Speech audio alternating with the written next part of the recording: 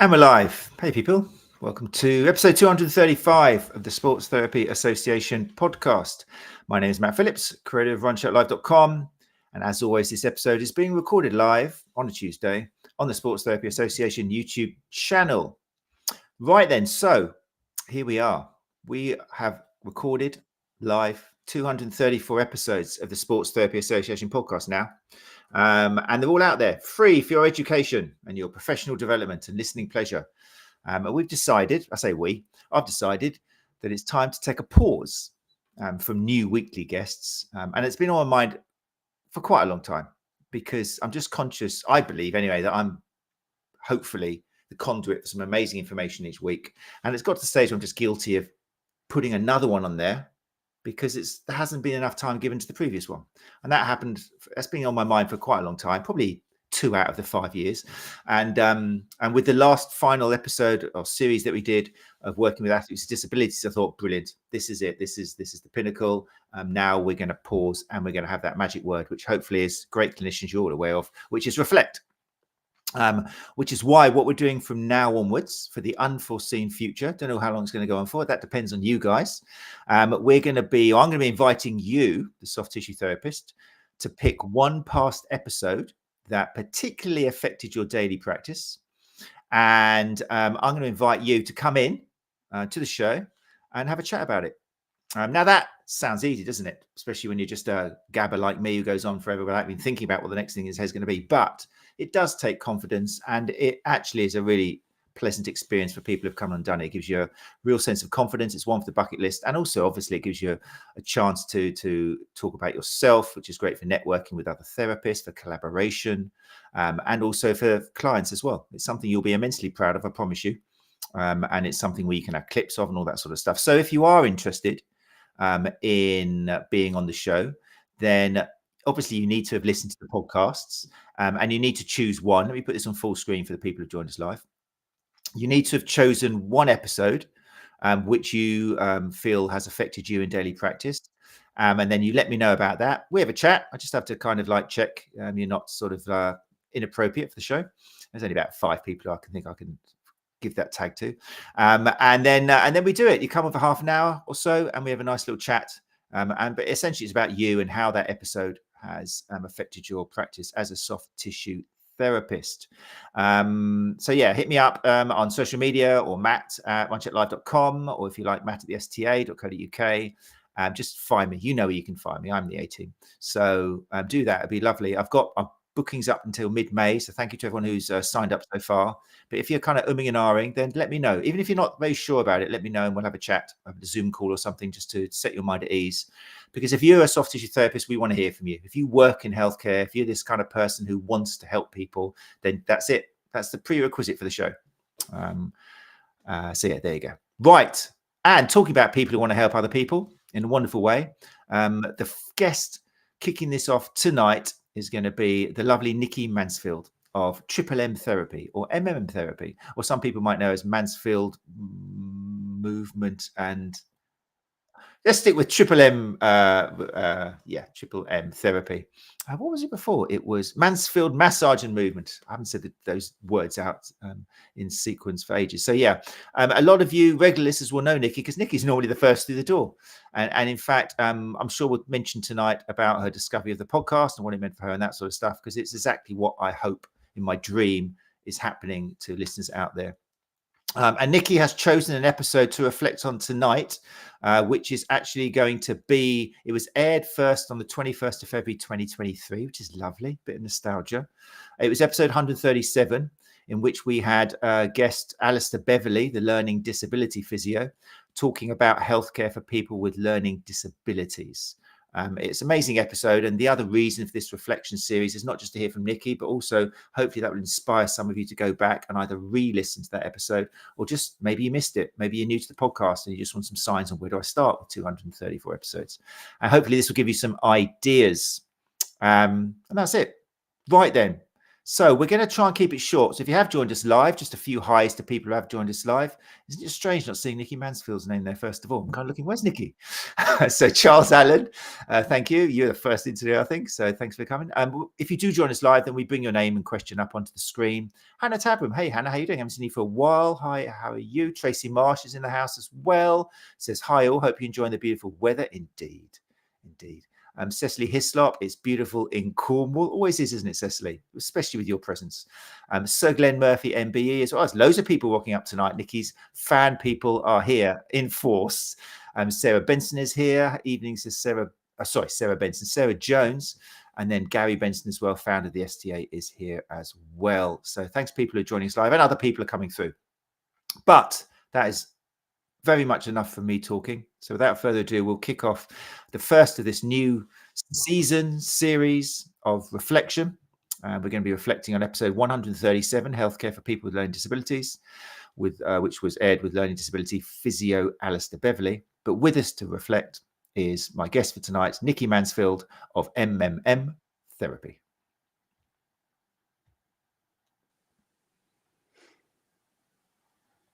Hey, Nicki Mansfield, how are you doing? Hey, Matthew Phillips, how are you?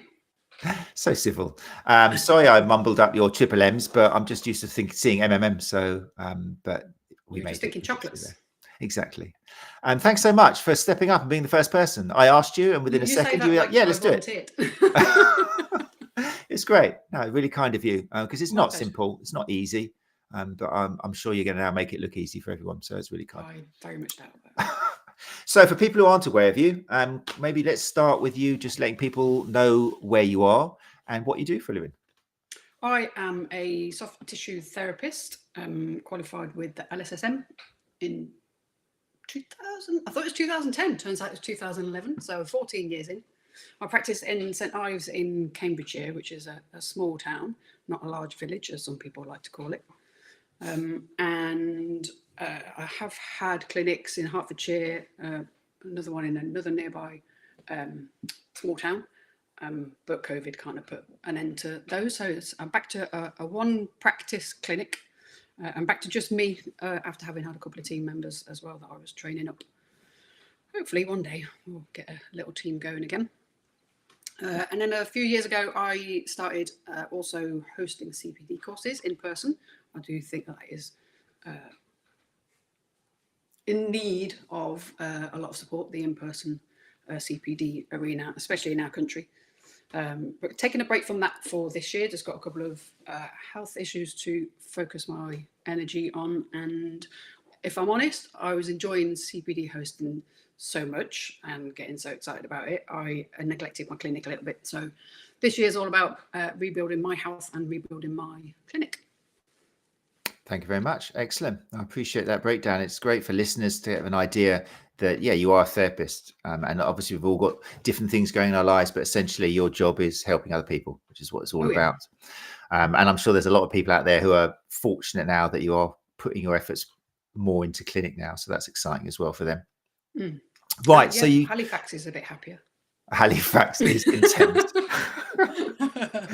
So you chose episode 137 yes, with the marvelous Alistair Beverley. Is there an episode? I was like, well, I don't know. I'll have a bit of a think. But this one, it was the first thing. It was the first thing I thought of.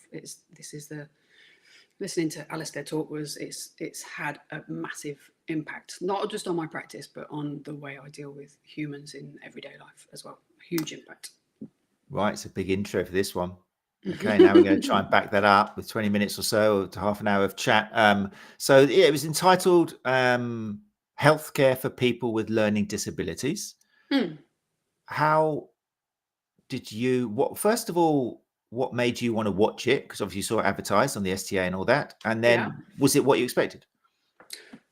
So I first started watching the STA podcasts in 2022, and it was, you were advertising a series about business, and I think I'd seen some advertised previously and thought, oh, that's not my specialty. I don't know, maybe it was working with kids or something like that. And I thought, well, I've got a few, and I saw the business one. And I thought, oh, I'm always interested in the business side because we're business owners after all. So I watched the 4 episodes of that and thought, I really like these podcasts. I like they just seem really open and accepting, and Matt's a really good host as well, but don't tell him I said that. And so when your next lot came up, and I saw a subject title, and I thought, I'm going to watch that, even though it's nothing to do with my practice.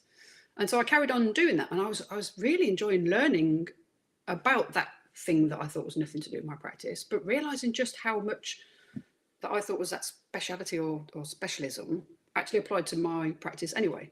And so when this one came up, I just thought, well, learning disabilities, I don't think I work with anybody with learning disabilities. I don't think anyone's ever been signposted in my direction. Definitely not my practice, but I've got a lot out of the previous ones that are nothing to do with my practice. Why don't I? And I kind of spent the whole thing with my gob open, just kind of going, whoa. And then I've seen Alistair talk quite a number of times since. He's had another 2 podcasts with you, and I've seen him 2 or 3 years running at Therapy Expo, had some chats with him as well. And then going back and reviewing the episode that we're going to talk about, it really kind of deepened and cemented my, we do like reflective practice for our CPD logs. It was the perfect thing to do to kind of fill in that little, what did I learn there in your CPD logs, but also just in my brain. I just realised how far I'd come as a human interacting with other humans since I saw this episode, and this is what kicked it all off. That's amazing, and it's so nice hearing you say that, because it is such an important word, isn't it, in our own business? Reflection on how we work with our patients and our clients, what we could have done better, what we did well, positive and negative. And yeah, so it's great to hear that. And we're going to reflect on this episode. So the way we've done it is, there's so much in the episode, but you've kindly picked 3 areas which we're going to talk about, which will make sense. Obviously, we'll make sure that what we're talking about makes sense to people who aren't aware of the episode, but hopefully it will inspire you to go and watch the actual episode with Alistair Beverley. And I'll remind you at the end which that is, and there'll be a link in the episodes in the show notes. So yeah, and the first one, see Matt with hardly various facial hair changes. It came up on my screen. I was like, oh, I remember that chin. Yeah. It's weird. I've got 6 years. I'm going to do a time lapse change where it just comes and grows. You just incredible. Had your hair cut short again. Yeah, let's not make it about me. Yeah, let's not. Anyway, so the first thing you sent me, diagnostic overshadowing. Now, yes, I'm pretty sure some people don't know what that is, so we better start off with what is diagnostic. I've got a definition of Dr. Google just to make sure that I was saying it right. Yep. So diagnostic overshadowing. This is a phrase that smacked me in the face when Al was describing it. It's a definition of it is where symptoms of physical or mental illness in individuals with pre-existing conditions like autism or learning disabilities are incorrectly attributed to those conditions rather than being investigated as potential comorbid issues, potentially leading to delayed diagnosis and treatment. And unfortunately, in the tragic case of Alistair's own brother, who presented on a number of occasions to different healthcare professionals with clear signs of pain and chronic distress from how long it had been going on. His treatable condition of, I think it was a strangulated hernia, was completely overlooked due to his presentation of Down syndrome. And he sadly died of an entirely preventable condition or treatable condition. So that kind of thing, it hits you hard. What kind of hit me harder was thinking, well, I've never heard of that. My God, I didn't know there was a word for that. And then very quickly realizing, you have heard of that. It happens all the time. This happens, this assumption that this is because of that goes on all the time. It happens, it's been happening in my experience, and then probably in things that I hadn't previously thought of. It isn't just people with learning disabilities. It's pregnant women, perimenopausal women, postpartum women. There are men as well, people like PTSD sufferers, anyone with anxiety, depression, anyone with a chronic pain or especially a chronic fatigue syndrome have all had their other symptoms that need looking at, that need attention from the proper expertise. they've all had them overlooked because people have just gone, oh, it's all part of that. You know, it's you know, or you're hypermobile. Of course, your pain sensitivity is higher. You know, here's some coding. You know, deal with it. So I mean, I think what shocked me was I did it. It's a prejudice at its most basic. It's a prejudice.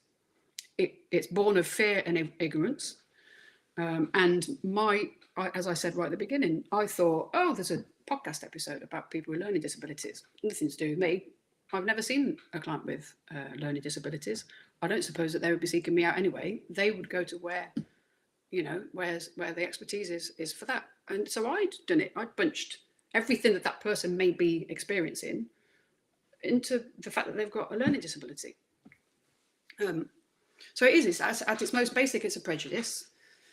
Sadly, like other prejudices, it can be fatal. So you just think of religion and war, for example, or different political stances. But the great thing about the fact that it shares, it's another prejudice, is we can overcome it. Education and exposure, as Alistair said in that episode, we don't get to see, we don't get to treat, we don't get access to people with learning disabilities because I don't know, it's never part of our training. We don't get given those or taught those specific skills, because all it comes down to is not because they're outside our scope of practice. They're well within our scope of practice. If they've come to see us for an MSK issue, we just need to learn how to help them get access to our expertise. And I love the work that Alistair does. He does courses for people like us, but he goes and talks like in the podcast and at Therapy Expo. But what I really like watching are his social reels. So he, like a lot of physios, has undergraduate physios come and do their placements, and he invests an awful lot of his time, energy, passion in helping these young, and mostly young, I know that some are a bit, they're going to the profession a little bit older, but helping these people gain access to this larger than you would think cohort of people that need additional kind of ways of communicating or different ways of listening, need some adaptation in their exercises. And so they're getting exposure to it at a really early stage so that it isn't unusual when they come to practice. So that they don't go and make the mistake of people like me and say, oh, well, that's not me, other people do that. So I really, really admire the way that Alistair does that. If you've not checked him out on Instagram, he's on TikTok, he's all over TikTok as well. But he's so prolific. He's actually in here tonight listening to you. So I hope that's not going to freak you out. Right. Alistair Beverley's actually joined us this episode, which is typical Al. He says, hi all, it's amazing here with these points. I'm sat here taking notes and learning. Thank you for featuring the episode. Pleasure to have you, Al. It's really nice to see you. But Nicki, yeah, a great summary. Really cool. And you know definitely what? Check out his socials, because they're just seeing the fun that he has with his graduates, but you can see them just like kind of learning. And you'll also get to see a load of cute videos of Violet the puppy as well. There's that as an extra bonus, as the icing. Yeah, no, it's a perfect episode to start this kind of reflection series on, because it is, and there's not just one out of these 234 we've done, but it is a classic example of how a little snippet of information, a tiny bit of education and sharing done in the right way, not in a pedestal kind of talking down or shouting in capitals, without going over the top, it can change your life, and it can definitely change the lives of everyone you come in contact with. And it's just information at its finest, isn't it? Something we're not, just because we don't know it doesn't make us bad or evil. It's just something we haven't considered before. And Alistair explains it wonderfully in the episode. So yeah, diagnostic overshadowing, and it is, like you say, it's everywhere. I think Alistair is so quick to point out, even though speciality is working with people with learning disabilities, it can be applied just as much. I think he mentions to first-time mum, oh yeah, she's bound to be worried, it's the first one. And that is a classic example, which is very relatable. And you think, oh yeah, she's extra hypersensitized to pain, when it could be something which should be diagnosed and should be looked at. It could be totally unconnected to the pregnancy. So exactly. Amazing. Really cool. Okay, so diagnostic overshadowing, first point to take away. And I think that kind of leads into what you're talking about as well. The second section you mentioned was expertise versus marginalization. Yes. so that was kind of applied to what you said. We never see people, for example. It was interesting because like John, Alistair's brother, had Down syndrome, but Alistair's very quick to say that Down syndrome makes up a tiny percentage of learning disabilities out there. And in fact, the biggest learning disabilities is the ones which don't even get recognized because they haven't got a name. Yeah, the ones that and it's don't get a people name. with a lower IQ, which is the definition of a learning disability in the sense that it affects all of their lives, not just a particular moment like trying to spell or trying to coordinate or something like ADHD or learning disabilities, that it affects all of their lives. But it doesn't mean they can't have mental health issues as well. It doesn't mean they can't have a learning difficulty as well. So it's good to clear those up. But yeah, tell me more about this expertise and marginalization then. Yeah, you're right. It's very much, it's just, I think it's an element of the diagnostic, or rather it's born of the same place of diagnostic overshadowing, where it's an assumption that we make. And in our cases, I think it's probably usually made with the best intentions. We feel like it requires some kind of expertise in people with learning disabilities in order to help people with learning disabilities, whereas actually they've got an MSK issue. If they're in your clinic or they've inquired about an appointment, they've got an MSK issue, generally neurological MSK issue that we deal with, that we are the experts in. And they are in the right place. We're doing people a disservice to refer them back to an LD specialist or a learning disability specialist. So what it occurred to me is, I think Al was explaining, it was not just MSK. There could be a kidney problem. There could be a cardiopulmonary issue. It could be, like you just mentioned, a mental health challenge. The breadth of range of comorbid things that a person with learning disabilities may be suffering with is far wider, or presents far, so it's far wider than this. I mean, I know there's lots of different types of learning disability, but it's far wider than that, the fact that they are learning disabled. And I think I was guilty of thinking, well, I would refer to a learning disability specialist, and not thinking beyond that. And Al made it really, really clear that we've sent them back to somebody who is a jack of all trades. They're not going to, I don't know about visceral injuries. I can't support people. I can signpost, but I can't support people with mental health. And even within MSK, there's going to be things that I'm good at and things that I would refer on for. And yet I would refer somebody back to somebody who's got even less experience in all of those things than me. So where I was perhaps thinking with best intentions, I'm going to point this person in the direction of somebody with expertise, I'm actually marginalizing them again, like they haven't got enough of that in their lives already. So I think it's incumbent on me as a soft tissue therapist, as if they've sought MSK help, to acquire the necessary skills and understanding to remove whatever barriers there are in place for that person to gain access to my skills and expertise in helping them with the issue that they've bloody well come with, rather than kind of going, I see your low backache and shooting pains down the back of your leg. Oh, sorry, you've got learning disabilities. Straight away, this plan of the straight leg raise test and myotone testing and pursuing, a possible hypothesis of sciatic nerve pain. All of a sudden, through this fear and this ignorance that I mentioned previously, I've kind of gone, oh no, you're best off in somebody else's hands. Whereas if that person hadn't presented with a learning disability as well, I'd have been, come on, crack on, let's get you sorted. Excellent. No, really well put. Amazingly well put. And it is something that has to change in society, isn't it? But we can start helping that by changing our attitude a bit. There will be a kind of a butterfly effect that will move on. And then people who have got families, for example, and one of the children or a parent or somebody is with a learning disability, they won't automatically think, I have to take them back to the specialist. They'll just think, I mean, there's Alistair mentioned in the show, there's fortunately now there are many more examples of people, for example, with Down syndrome, but other learning disabilities who are getting involved in exercise. Hey, so guess what? They need massage.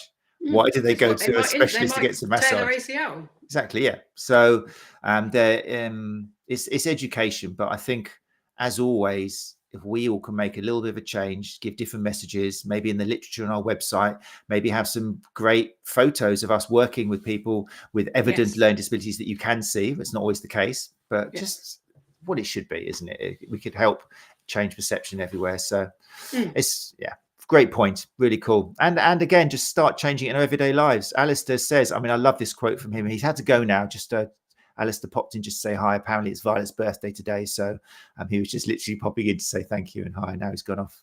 If you don't know who Violet is, we're not going to, that's going to be a nice hook. You have to go to TikTok's probably, I like his TikTok videos with Violet, but you can go to TikTok. Yeah, well, you're one of those youngsters, aren't you? Thank you very much. It's just the beard which makes me look over 30. But anyway, so you can start making a difference by, Alistair points out, I think I made a quote of it here because it was just a classic Alistair, filter off because things need to be said. He said the thing about I think I can't find these actual quote, but basically, and I'm not going to do it justice, but he said that people who refer to people with Down syndrome as angels, it makes his blood boil. That sort of crap makes my blood boil. And I think we all do it. We see someone, maybe because we're just brought up with it, I don't know, it's just the ignorance, but we see somebody with Down syndrome and automatically, we kind of look at them and go, oh, bless them. They're very smiley people. They're so affectionate. It's kind of like a weird form of, like, it's not positive discrimination, is it? People I think it's a dealing mechanism with something that scares us. Just as bad as kind of going, oh, they must be stupid. Yeah, it's weird, but with no malintent. I think it's just we're not because we don't see them. We're not integrated with them. We move them away from society. I can't remember what the statistic was for how many people there are with Down syndrome in the country, but I think it's this. Alistair made the point. It's the same as the number of NHS workers. Yet we see loads of them, and we play football with them and do stuff. But when was the last time you actually had a beer or you sat down at a table? You know, exactly. So anyway, it's a massive point. So we can start making a difference by not looking at them and doing a sweet little smile or making that kind of comment, because that's part of the problem. Although it comes from a good place, we need to realize that they have, like Alistair says, go to his website and see the blog he's got from Al, and have a look about the time that John farted at Cubs or got pissed at my wedding or beat up a bully at school. At some point. Oh yeah, it was all sorts of stuff, and he just uses it as a way to show that people with learning disabilities are still human and they've got every right to be a dick, to be nice. Yeah, brilliant. Okay, and that kind of leads in nicely to the. I love the way you've packaged this together, Nicki. It's just, I mean, it's going to be downhill from here. I don't know how we're going to keep this level of organisation up, but yeah, the last one you said to me was, it goes on nicely to neurosensory processing. Yes. So what's the link on from there then? So really the link from there is I've been seeing this cohort of individuals with learning disabilities as a small cohort. And you've already said, so even if we're just talking about people with diagnosed learning disabilities, as Alistair said in the episode and as you've just alluded to there, there's 1.5 million individuals in the UK with a diagnosed learning disability. And there are also 1.5 million NHS staff members. And as he pointed out during the podcast, I'm pretty sure all of us sitting here all see at least one NHS staff member. I mean, it's the only discount I offer is for NHS staff, and I give it quite frequently. And if we're seeing, so it's not, we're not getting a proportionate idea of the population of people with learning disabilities. And that's just the ones that are diagnosed. What's really kind of hit home with Alistair's work over recent years is the whole kind of thing. It's not just learning disabilities as in there's a name or there's no name to that thing. It's not just a diagnosed thing. It's he helps people with all kinds of challenges in processing neurosensory inputs. And some of those have got a diagnosed learning disability and others don't. So we all process sensory inputs. There are loads of them. We see things, we hear things, we touch things, we smell things, we feel vibrations in things. These inputs are all happening all the time. And most of us effortlessly filter the unimportant stuff most of the time. People with a diagnosed learning disability will tend to filter those less efficiently in one or more of the senses. And there's plenty of other reasons why some people might have difficulty filtering some of those inputs, making it really, really laborious, hard work. It takes a lot of energy and concentration to extract the bit that's important, or to figure out whether there is anything important there. And there are strategies that people use to try and help themselves do that, so that it goes from kind of like a unconscious processing to what can I do to get that information in. The capacity for filtering that information, it's not constant, and nor does it only affect people with a learning disability, or, you know, as we're all learning much more about neurodivergence. That's probably the biggie that we can all think of, and I'm sure we all know people in our personal and professional lives who process that information in different ways. But people in pain, chronic and acute pain, well, their sensory processing is affected. People in with chronic fatigue, and even with acute sleeplessness, or just like, you know, poor sleep. I have insomnia for a couple of months at a time, like every year. It's bloody awful. I get affected by it massively, and so I've not got chronic fatigue, but even just acute fatigue can do the same. Perimenopause, massive one. Anxiety, stress, depression. There's so many more mental health conditions and even physical conditions where our ability to unconsciously filter some inputs out so that we can get the bit that we need is massively affected. To give a personal example of mine, I started perimenopause probably around 2020 in retrospect. And over the past 2 years, I have started getting vestibular challenges. So I suffer from vestibular migraines, and they come along with vestibular, it's just kind of like an overload.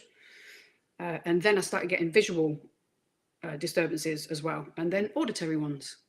And I had a chat with Alistair at Therapy Expo, and because he gave lots of reasons why people might experience challenges with neurosensory processing, and he did a really good demo where he was getting us to memorize a story that was on the screen, but then telling us like jokes at the same time, and standing on one leg, you know, so there was just more neural load.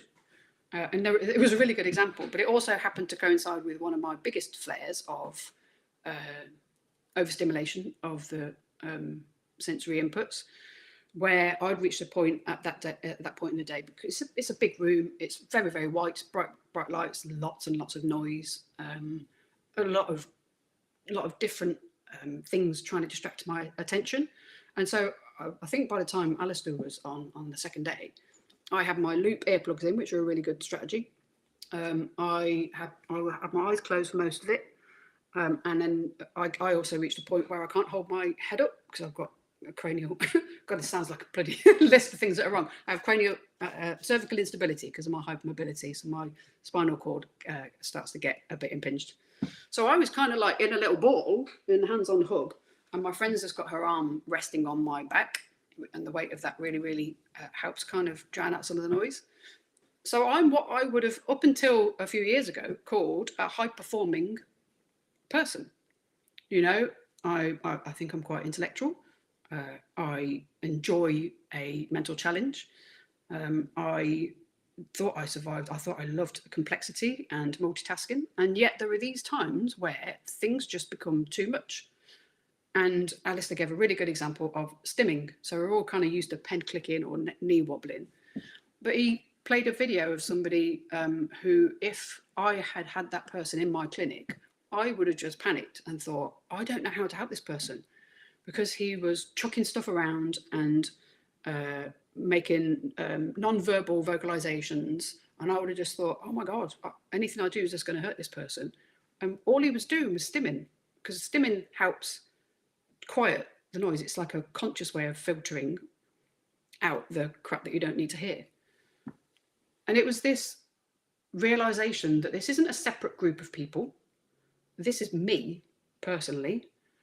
And it's all of us, maybe, at some point during our lives, depending on our, what the life stress is and what's going on with your family and all these kind of things. And it kind of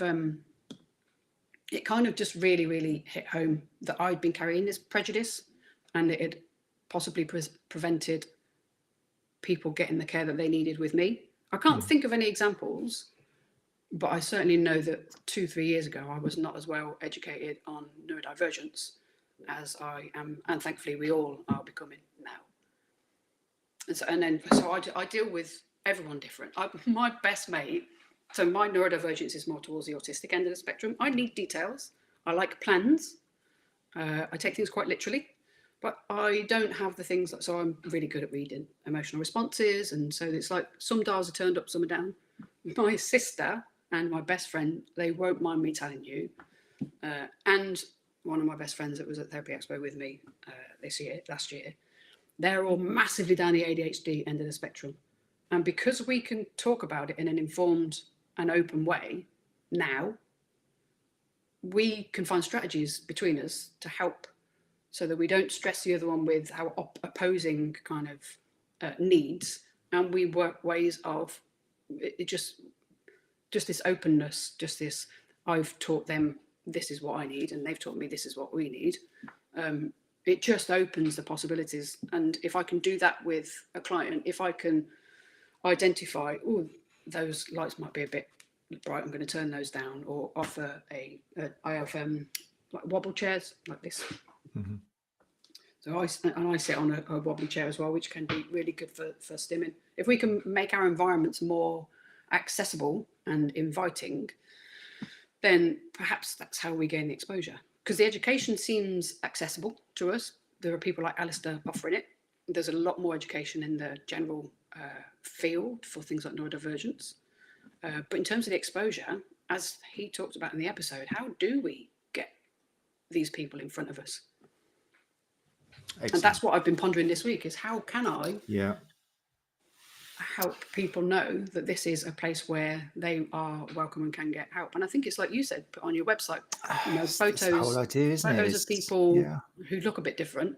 I thought in your accessibility part of the website, include not just I've got a ramp and extra wide doorways, that's for your physical disabilities, include things specifically to do with the more learning related disabilities.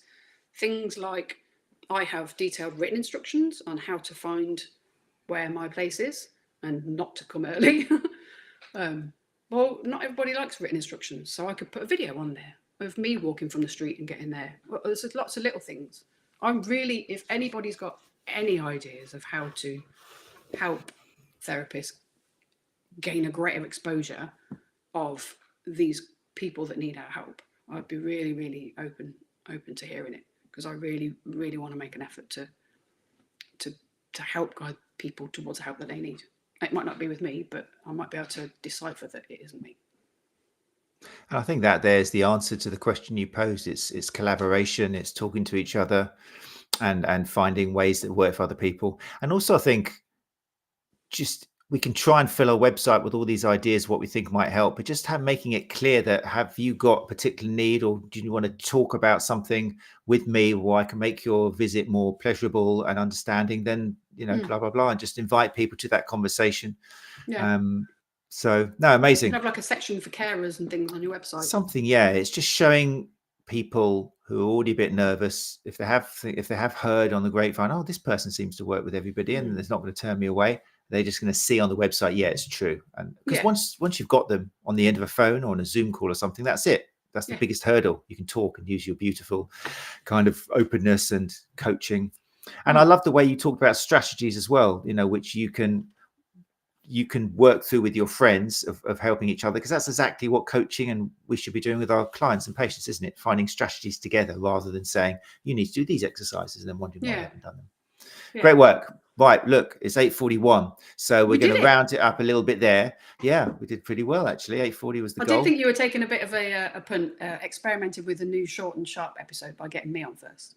Well, it's like we said at the beginning, if we get to 8:40, with you, we can do it with anybody. So, I mean, that was our agreement. It's true. Gary Benson has said, Gary Benson, founder of the STA, said, what Nicki said earlier resonated with me. The episode really taught me about how I view people, not just those with disabilities, but all humans, and gave me the ability to look from other perspectives, which is what it's all about, isn't it? You know, and I think that's the beauty of life. We should celebrate the differences, because that's how we can interact and help people. We just got to recognize we're all different. Cecily Hislop has said, I was lucky to have a volunteer who has DS when I managed a charity shop. I wouldn't have been without him, although he always beat me in an arm wrestle. There we go. Thanks, Cecily.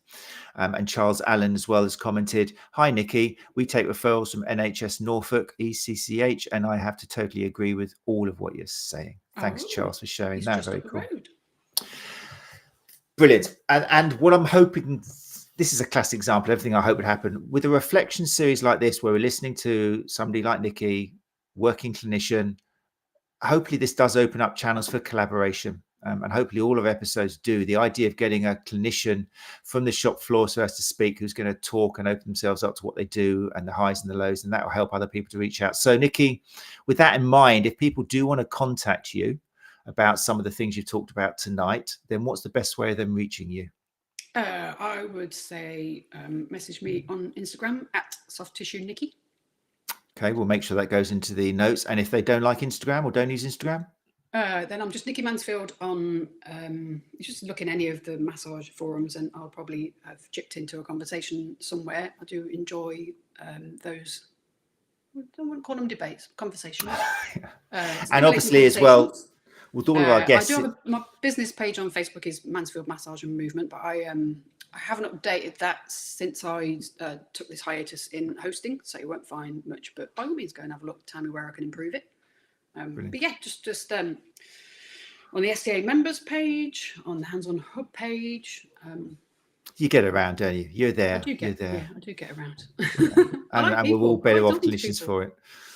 Wicked. Okay, that's fantastic. And obviously we can get you in contact with Nicki through us as well. So if you listen to the show and you want to go through me, like Matt at the sta.co.uk, then we can do that as well. If you can't find Nicki, then just let us know.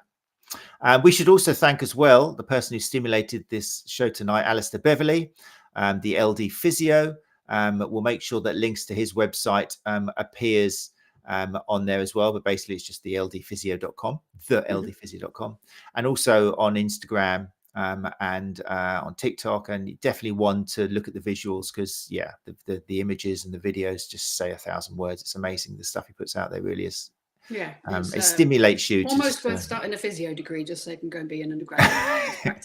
It is one of those things, but things you can change so quickly. Yeah. Anyway, right, that's amazing. Thank you so much, Nicki. It was brilliant. It's exactly what I wanted the new series to be. So thank you so much for your time. My pleasure. We're going to be back next week. I've decided it went so well tonight that we'll continue. I was going to pull the plug, but no, we won't. And next week, I'm very pleased to see. Let's just bring it up in the screen if I can. For those of you who like the visuals, get the right badge. I think this is the one. We're going to have in the clinic Shannon Bird from Rebound Injury Clinic in Dublin. Let's put this on a solo so you can see it.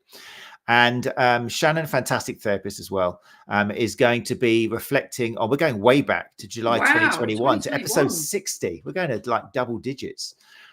She's going to be reflecting on episode 60, which was working with West End pro dancers, recorded with special guest Liz Bailey. I know the backstory to this one, and I know why Shannon has picked that episode, and it's brilliant. I've got shivers down my spine just listening to it. So I really encourage therapists to try and join us live if you can. If you can't, then please leave a review on the podcast, because all this information only gets out there if you leave a rating or review. Otherwise, it kind of disappears. If you just put a rating or review, Google picks it up, and it will appear when people put in neurodivergence or people put in autism. Or, oh, by the way, autism day tomorrow, people. Don't forget to wear a splash of clothing or something. But yeah, just please rating and reviews. Just a splash, just something obviously splashy. But yeah, so do try and join us live if you can, because hopefully it will. Hearing another clinician is hopefully going to really start some debate. That'll be next Tuesday, April the 8th, on YouTube, or there is a link if you prefer on Facebook. I always recommend YouTube if you can. It's just a bit more reliable. Right, Nicki, thank you so much. Really enjoyed having you. You're welcome. Really, I think it's a great really idea for a new appreciate it. series. Thank you. No, it's really cool. You've definitely set the benchmark very high. It's exactly what I'm hoping this is going to lead to. So thank you. And thank you for people who joined us live as well. As always, Hannah Tabram has said, excellent job, Nicki. No pressure. Hannah's going to be joining us. Looking forward to that as well. There's a few names in here. I know people have said yes already. So yeah. Right, people, until then, as always, take care of each other. I always finish the show that way since we came out of COVID. But just think twice about the person down the street who maybe you thought you knew what they were going through, and maybe you didn't. So yeah, just let that linger, and we'll talk about it again next week. Thanks, guys. Bye-bye. Bye.